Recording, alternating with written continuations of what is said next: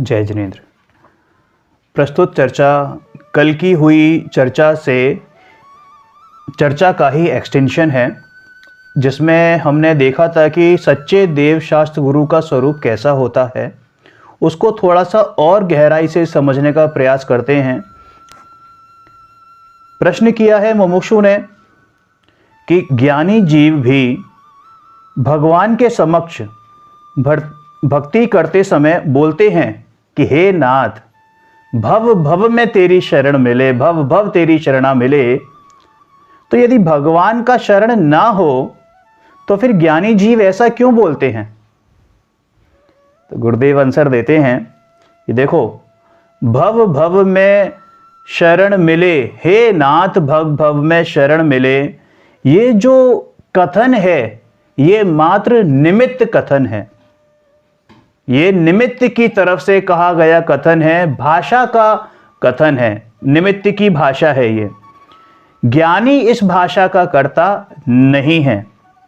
इस भाषा के समय ज्ञानी के अंतर में ऐसा अभिप्राय होता है कि राग रहित चिदानंद मेरा स्वरूप है। कैसा अभिप्राय? कि मैं शुद्ध बुद्ध ज्ञानानंद स्वभावी अखंड एक ज्ञायक भाव ध्रुव भगवान आत्मा हूं। ऐसा ही मेरा स्वरूप है।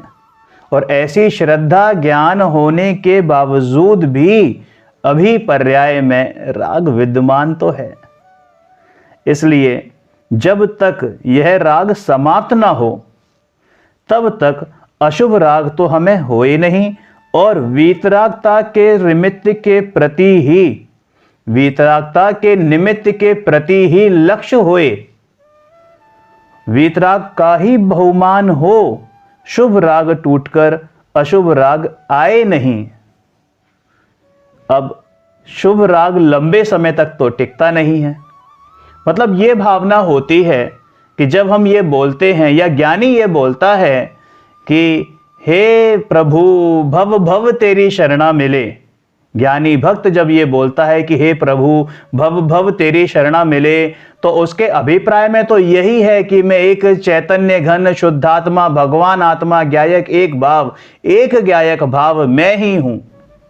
उसका सच्चा स्वरूप भी उसको भाषित हो रहा है। लेकिन चूंकि अभी पर्याय में राग बाकी है और शुद्ध भाव भी बहुत लंबे समय तक नहीं रह सकता, साथ ही में शुभ भाव भी बहुत लंबे समय तक नहीं रह सकता, तो वो शुभ भाव जो लंबे समय तक नहीं है, समझ में आ गई ना बात? शुभ भाव जो लंबे समय तक नहीं है वो पलटकर कहीं अशुभ में ना चला जाए, तो एट लीस्ट हम वीतरागता के जो निमित्त हैं उनकी तरफ दृष्टि करें, है ना? उनके प्रति लक्ष्य हो तो वीतरागता का ही बहुमान होता है।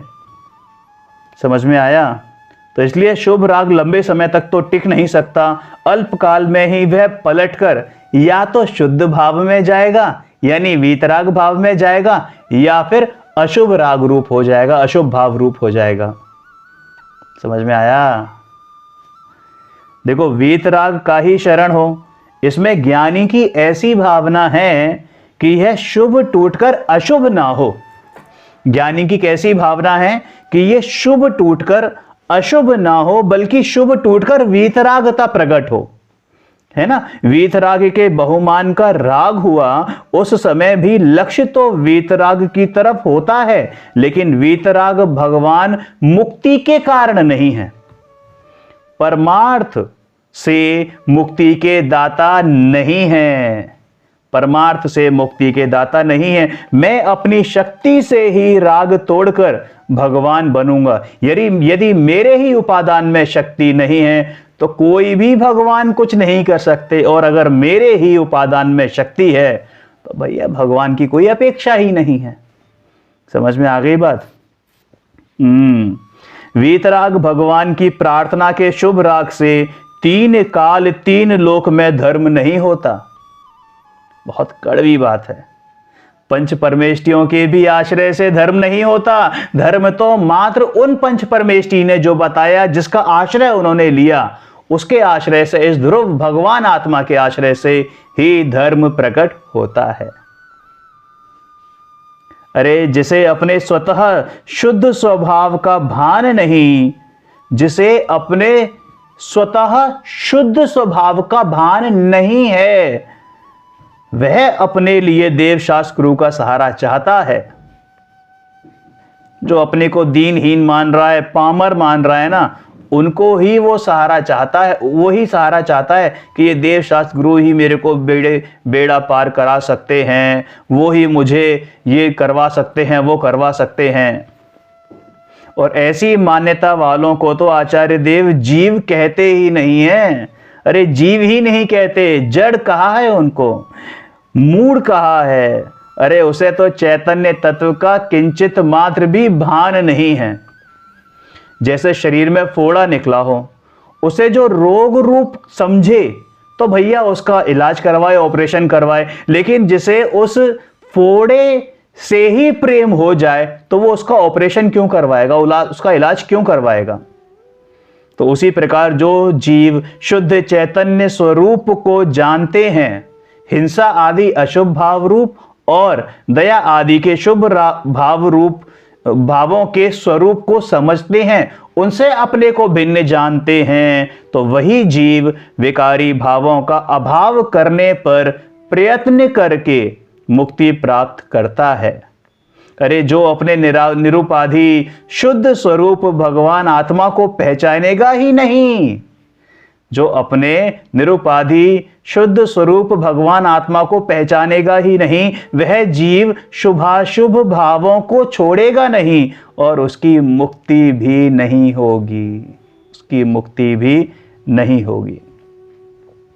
अब इसके आगे उसी का मुमुक्षु का प्रश्न है कि गुरुदेव ये तो समझ में आया, अब आप ये बताओ कि ये जो भेद भक्ति और अभेद भक्ति है, यानी कि व्यवहार भक्ति और निश्चय भक्ति, ये क्या चीज है, उसका स्वरूप क्या है और उसका फल क्या है। देखो ये तो हम पढ़ते आए हैं, अभी अभी हमने सरल समय सार में ये बातें पढ़ी हैं। 26 गाथा से लेके और 30 नंबर की गाथा तक हमने पढ़ा था कि व्यवहार भक्ति कैसी होती है। फिर हमने पढ़ा था कि वो व्यवहार भक्ति से आगे बढ़ो, निश्चय भक्ति में आओ। तो 31 से 33 गाथा में भी ये बताया गया कि व्यवहार निश्चय भक्ति किस प्रकार की होती है, और उस निश्चय भक्ति के भी 3 भेद किए गए। 3 भेद तो क्या किए गए, 3 स्टेप्स थे, है ना। कौन कौन से थे कि निश्चय भक्ति वाले की पहली प्रकार की निश्चय भक्ति जित मोह, जितेंद्रिय जिन, फिर दूसरी जित मोह और तीसरी क्षीण मोह यानी क्षीण कषाय। तो इस प्रकार से हमने निश्चय भक्ति समझी थी। अब गुरुदेव का क्या मंतव्य है वो समझते हैं। क्या बोलते हैं कि परमात्मा के स्वरूप का विचार करना, परमात्मा के स्वरूप का विचार करना। देखिए मंतव्य वही है जो आचार्य कुंद का था, सिर्फ शब्दों का हेरफेर हो सकता है, बल्कि शब्द भी बहुत सारे वही हैं जो आचार्य कुंद ने कहे हैं।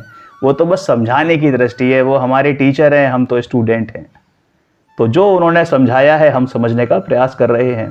तो क्या क्या बोला उन्होंने कि भैया परमात्मा के स्वरूप, परमात्मा के स्वरूप का मतलब क्या कि भगवान के गुणानुवाद, भगवान के गुणों का स्मरण, ये भेद भक्ति है।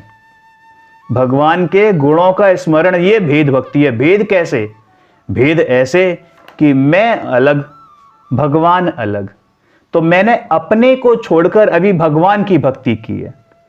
समझ में आ गई ना, यानी कि मैं पूजक और वो, मतलब मैं पुजारी और वो पूज्य, मैं पुजारी वो पूज्य।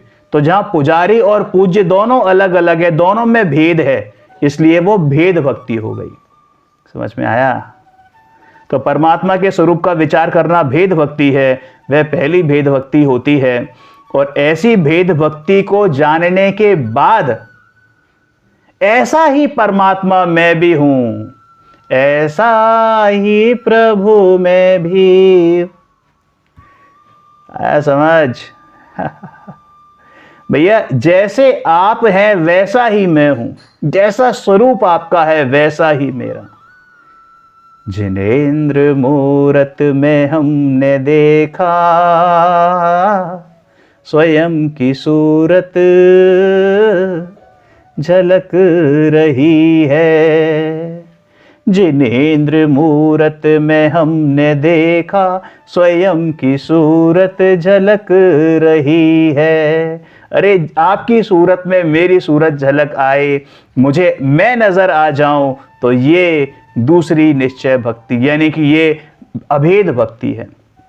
कैसी है? अभेद भक्ति है, क्योंकि मैं ही आत्मा हूं और मुझ में परमात्मा बनने की इनबिल्ट शक्ति है, आंतरिक शक्ति है। मेरा अंतरंग स्वभाव है कि मैं परमात्मा बन सकूं।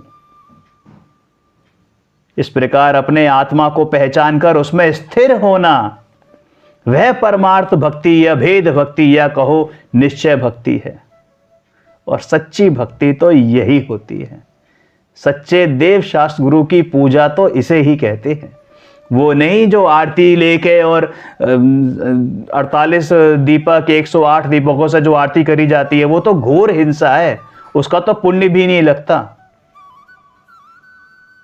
उसकी तो बात ही नहीं है। यहां तक कि पूजा जो चावल चढ़ाते हैं हम, उसकी भी बात नहीं है। उससे भी आगे बढ़कर, और जो गुणानुवाद करते हैं उससे भी आगे बढ़कर, अरे अपने गुणानुवाद करना, अपना गुणानुवाद करना कि जैसा प्रभु आप हैं वैसा ही मैं भी हूं। वह परमार्थ भक्ति है, वह निश्चय भक्ति है।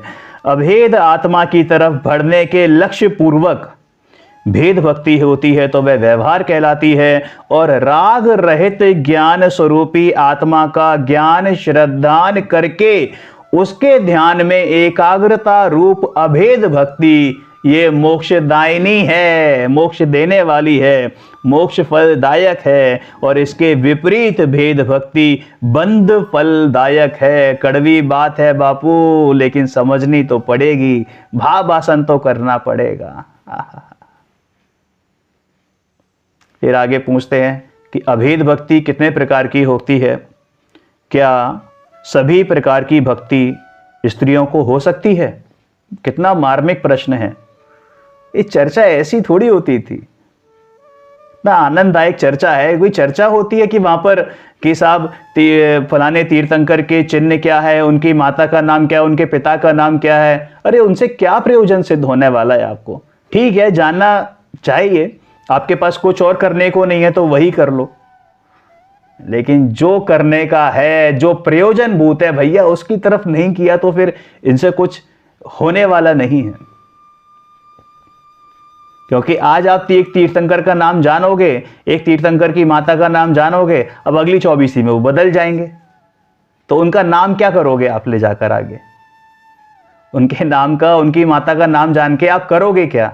अरे भाई अपना नाम जानो ना, मैं कौन हूं? मैं ज्ञायक हूं, मैं ध्रुव हूं, मैं शुद्ध चैतन्य घन अखंड ज्ञानानंद स्वभावी भगवान आत्मा। अरे ये जानो, क्योंकि ये नित्य है, नियत है, अविशेष है, असंजुगत है। और कैसा है? अबद अस्पृष्ट है। तो कैसा, क्या प्रश्न था कि अभेद भक्ति कितने प्रकार की होती है? क्या सभी प्रकार की भक्ति स्त्रियों को हो सकती है? क्या उत्तर देते हैं कि अभेद भक्ति 2 प्रकार की होती है, शुक्ल ध्यान और धर्म ध्यान। अब इन्होंने थोड़ा उल्टा बोला क्या नहीं, उल्टा सीक्वेंस में ऐसा बताया कि पहले धर्म ध्यान और फिर शुक्ल ध्यान, ठीक है ना। अभेद भक्ति 2 प्रकार की होती है, धर्म ध्यान और शुक्ल ध्यान।